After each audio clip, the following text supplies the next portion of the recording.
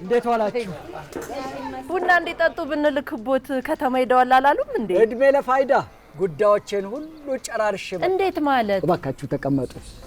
ማዳበሪያና ምርጥ ዘር ተመዝግቤ እንዴ ቤተሰቤን ጤና መድን አስመዝግቤ ዲጂታል መሬት ምዝገባዬን ጨርሼ ልጆችን ትምህርት ቤት አስመዝግቤ እኔ ራሱ የፋይዳ ቁጥሬ በስልኬ መልእክት ደርሶ ምዝገባው ራሱ በነፃ ነው። ታዲያ ስንት እንግልትና ጊዜ የሚፈጀውን ጉዳይ በአንድ ጊዜ ጨረስኩ ቢል ይሄን ማን ያምናል? እድሜ ለፋይዳ። ፋይዳ ደግሞ ማለት ፋይዳማ በአንድ ቁጥር ጉዳያችንን የሚያቀላጥፍልን መታወቂያችን ነው። ልጅ የለ አዋቂ የለ ገበሬ የለ ሰራተኛ የለ ሁሉም ለፋይዳ እየተመዘገበ ነው። ተአምር ነው። እውነትም ፋይዳ ፋይዳ መታወቂያ ፋይዳው ብዙ ነው።